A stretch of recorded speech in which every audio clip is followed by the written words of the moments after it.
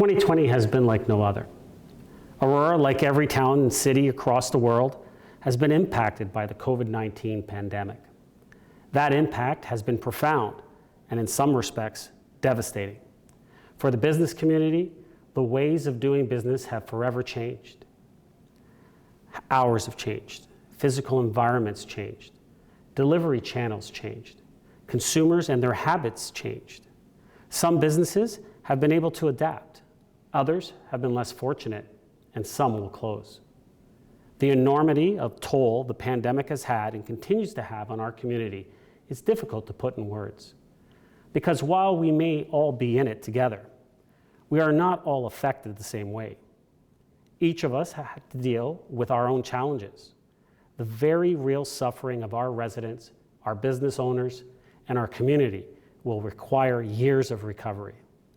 But our community has stood resilient and banded together to support one another and continues to find ways to support each other and move forward towards a more positive future. The Aurora Chamber has been an essential support during this difficult time to the community and each other. This is one of the reasons I'm so pleased to join you here today, to recognize the work of the Chamber, its members, and to have the opportunity to speak directly with the business community of Aurora. Now, I'm particularly appreciative because I know it would have been very easy to cancel this, to say, let's do this next year. But this is not just an important event. It's an important opportunity for our business community to come together to celebrate our successes and envision what the future could look like, our individual futures and our collective future. And yes, while this event looks different, I believe it is important to celebrate triumph over challenge. Now, I say this not to ignore the devastating impact some of our community have suffered or diminish the struggles our business community has seen, but to celebrate our resilience, our strength, and diversity. And we have seen some successes. Despite the pandemic, the town of Aurora saw approximately 15 new businesses open in 2020, including restaurants, a music and a dance academy, and a new hotel, and so many more. Now, I believe that as we navigate the next stages of the COVID-19 pandemic and come out the other side, embattled but stronger, the partnerships that we have built and continue to build will be the critical foundation for our economic recovery. One example of this is the Explore Aurora website. Part of the Explore Aurora marketing campaign that is now in its second phase and is sponsored by the Chamber and the town. Already, we are seeing signs that this campaign is reaping positive rewards, and we expect this to continue even more strongly once the pandemic days are behind us. At the onset of the pandemic, the town of Aurora partnered with the Aurora Chamber of Commerce to create a task force to help support the local economy and provide assistance to small businesses in Aurora. The Aurora Business Continuity Task Force brought together business professionals with global, national, and local experience to help find creative ways to assist Aurora's small businesses. This task force continues its work today under the guidance of the Aurora Economic Development Corporate Board of Directors and is working to develop recovery programs and initiatives for local businesses. The recently released AEDC 5-step action plan for retail recruitment in our downtown core is a positive, concrete example of stakeholder-led approach to economic revitalization. To date, the task force has supported our business community by keeping them up to date with accurate information on government support and assistance programs. Also, a patio expansion program was established, and our economic development staff have had one-on-one meetings with our businesses to help address your specific needs, and all of this through the power of partnerships. While these are tangible, positive steps that have been undertaken in the last 12 months, there is still more to be done to keep our community flourishing. As you may be aware, in December, Council approved the 2021 Municipal Budget. Now, we began the budget process facing a possible 4.7% increase. However, with everyone working together, we were able to reduce the proposed increase. unanimously approving a fiscally responsible tax levy of 1.96%. Now, I appreciate that during this pandemic and state of emergency that some suggested a 0% tax increase was more appropriate. After all, some residents have lost jobs or seen reduced hours. Businesses have closed or are struggling to stay afloat. And while a 0% tax increase may be the popular political decision, it's not the right thing or fiscally responsible decision. History in Aurora has shown us that 0% tax rates have resulted in long-term negative effects, with years of escalating tax rates to follow to catch up for the short-term popular decision not to keep taxes in line with inflation.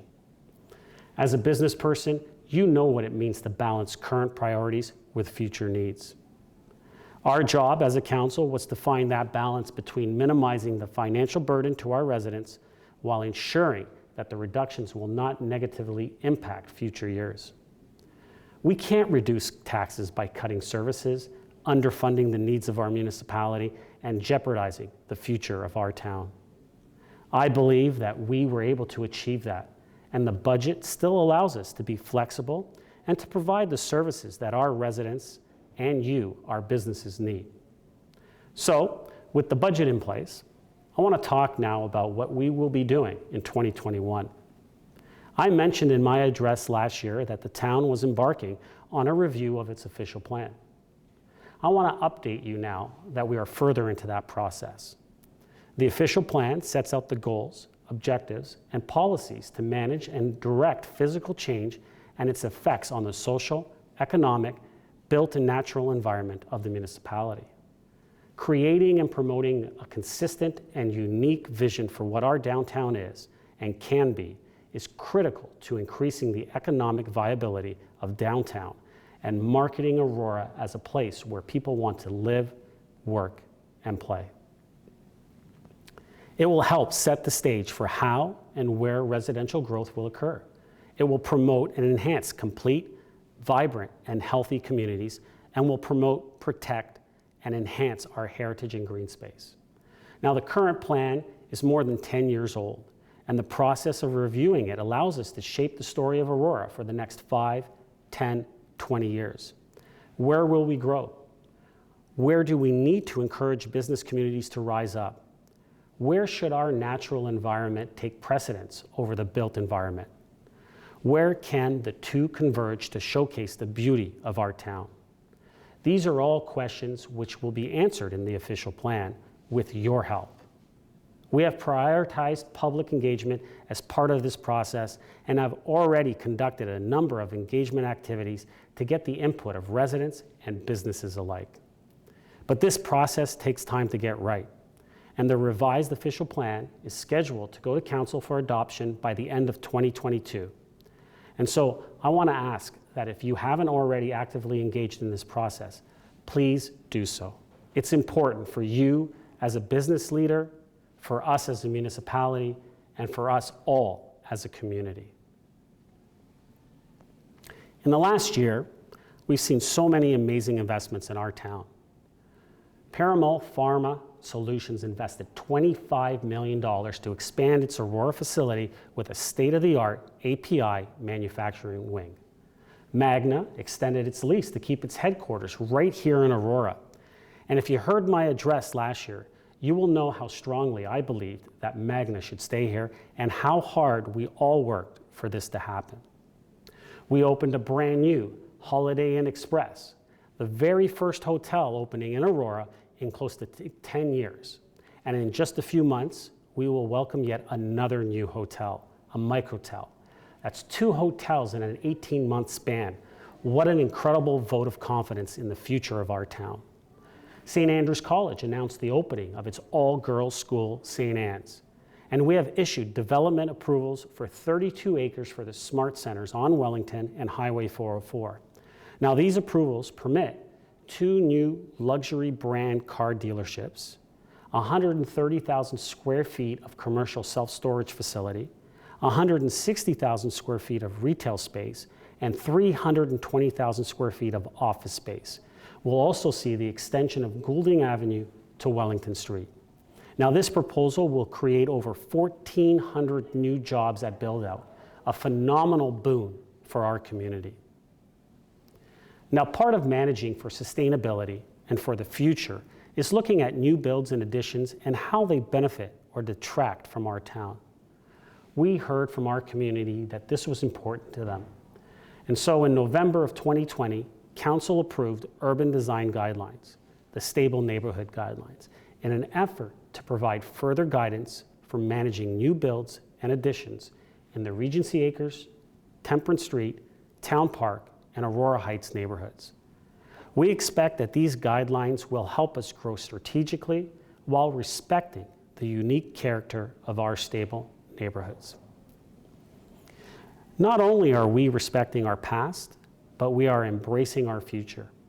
And in doing so, I believe that a vibrant, growing downtown core is essential to an engaged, thriving community.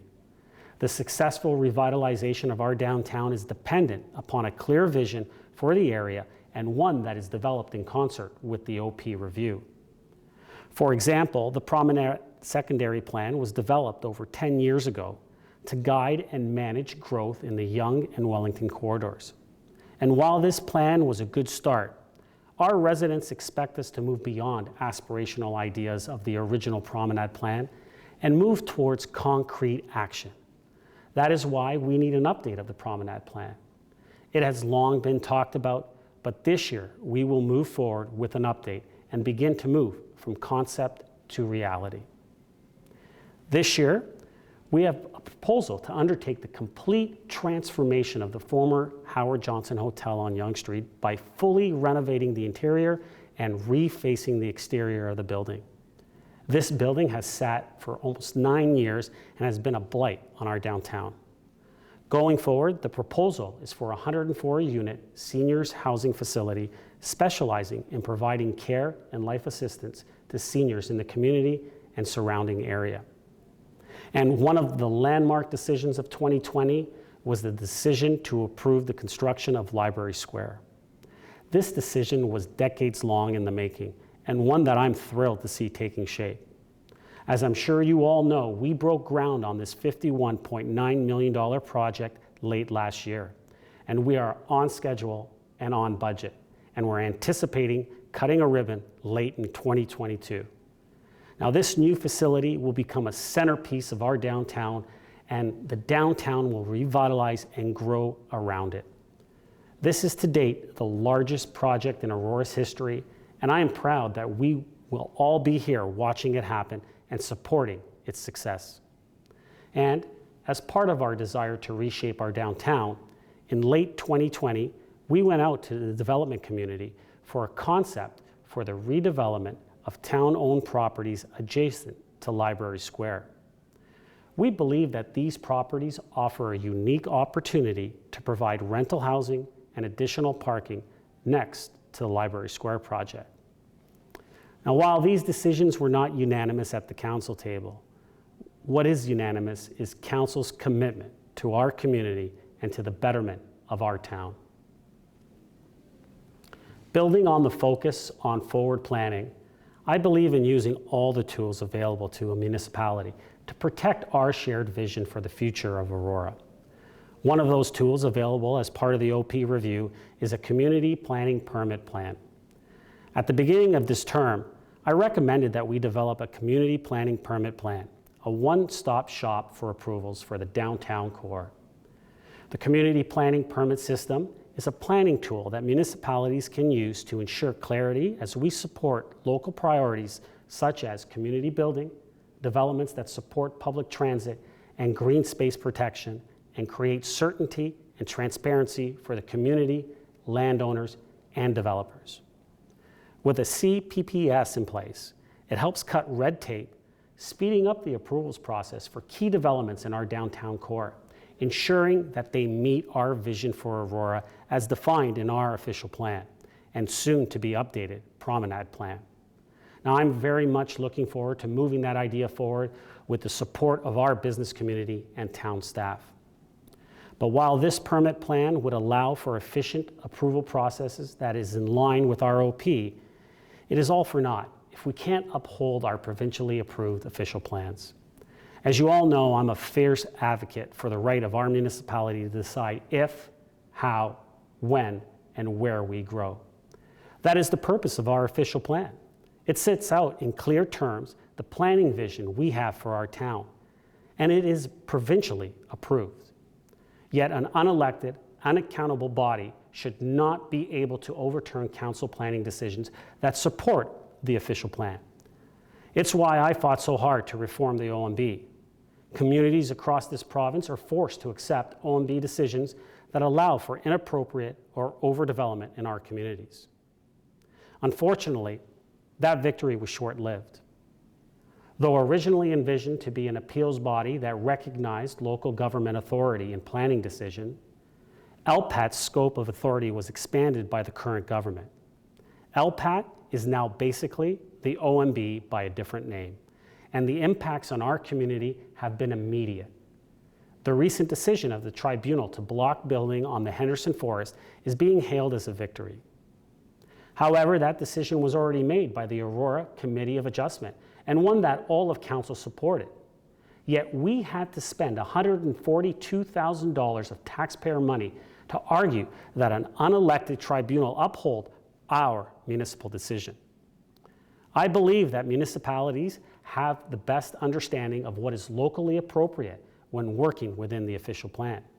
It's time for true reforms of LPAT, reforms that will not be reversed. And as part of my belief that positive growth requires good representation, I proposed a new small urban GTHA mayors group to my fellow mayors in 11 surrounding communities. We now meet regularly to foster discussion and collaboration on issues relevant to our unique context. This group will be instrumental in helping our community and those similar and close to us have a voice and speak for our municipalities when it comes to the big issues.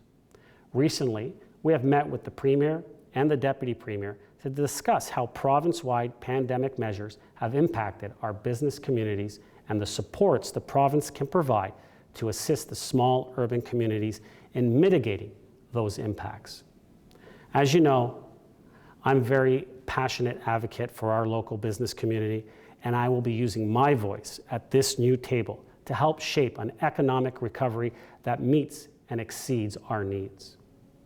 Now, before I wrap up, I do want to take a moment to recognize some of the folks in this room here today, as well as those joining us remotely. I'd like to thank Executive Director of the Chamber, Sandra Ferry, for being here. Also remotely, members of the Chamber Board, members of Council, our CAO, Doug Natarozny, and the members of our Economic Development Board. And I would also like to thank our sponsors, Magna, Bell, TD, and the Auroran. You know, I'm just one member of a large team pulling together for our town to succeed. And I believe that successes we've had, despite the hardships of the last year, show that when you work together, that's how you get things done for your community. And I'm proud of the work that my colleagues and I have done over the last year with the support of a truly excellent town staff and a phenomenal community and stakeholder network. We've all been through a lot this past year, and I'm confident that as we continue to work together, we have the collective ability to accomplish great things for our future. Thank you, everyone. Stay safe, stay healthy, and I will see you all very soon.